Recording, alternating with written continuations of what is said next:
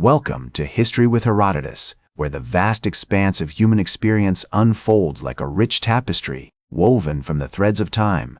Today, we embark on a fascinating journey through the realm of law and governance, as we delve into the captivating story of the Napoleonic Code. This monumental achievement, born from the tumultuous ashes of the French Revolution, would forever reshape the landscape of European jurisprudence and leave an indelible mark on the modern world.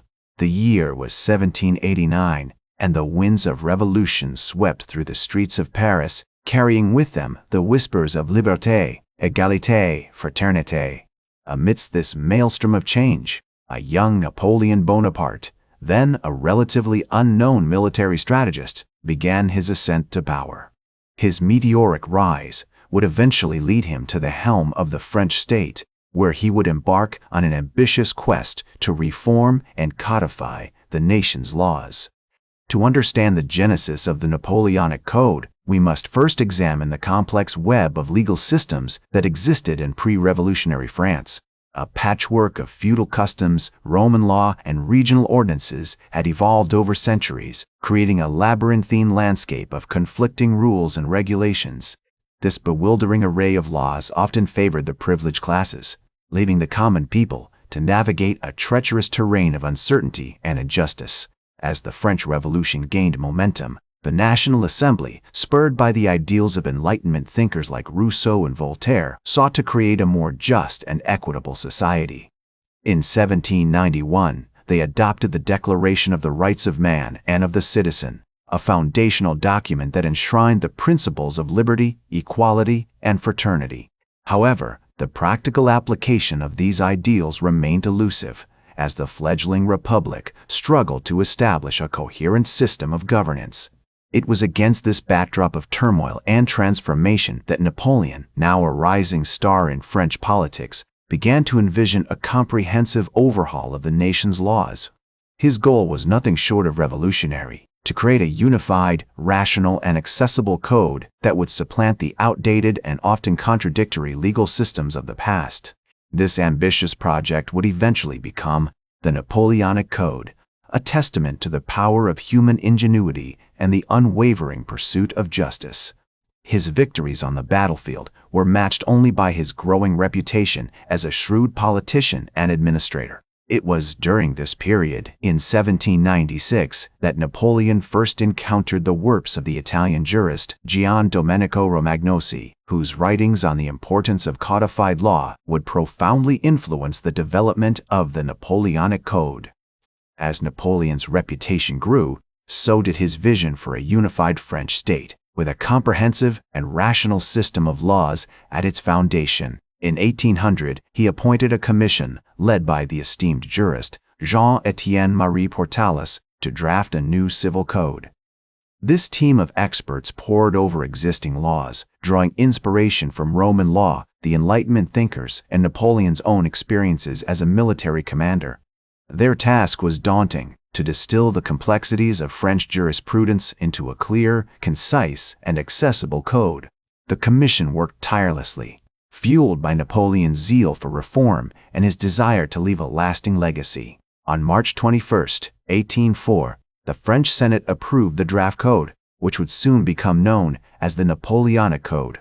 This monumental document consisted of 2,281 articles, carefully crafted to provide a comprehensive framework for civil law in France. It introduced sweeping reforms, including the establishment of equality before the law, the protection of individual rights, and the promotion of social mobility.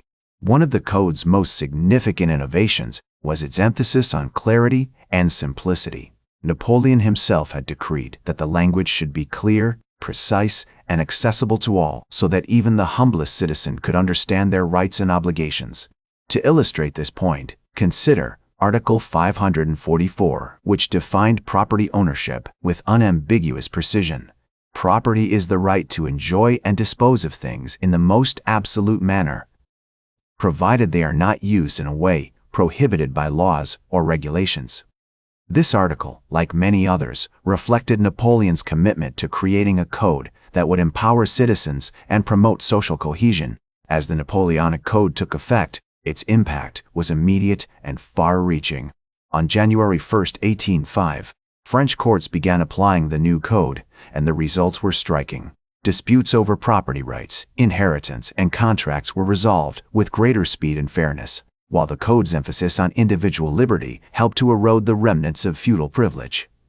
The code also facilitated the growth of commerce and industry, as entrepreneurs and traders could now rely on a clear and predictable legal framework. The Napoleonic Code's influence extended far beyond France, as other European nations began to adopt similar reforms.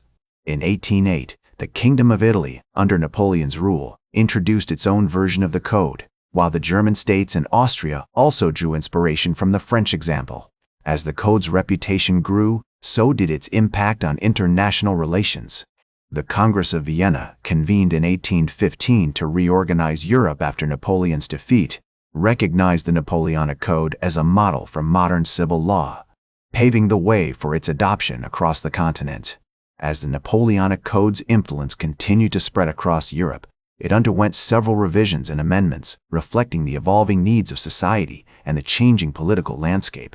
One notable example is the 1807 revision, which introduced significant changes to the Code's provisions on family law, including the establishment of civil marriage and the expansion of women's rights.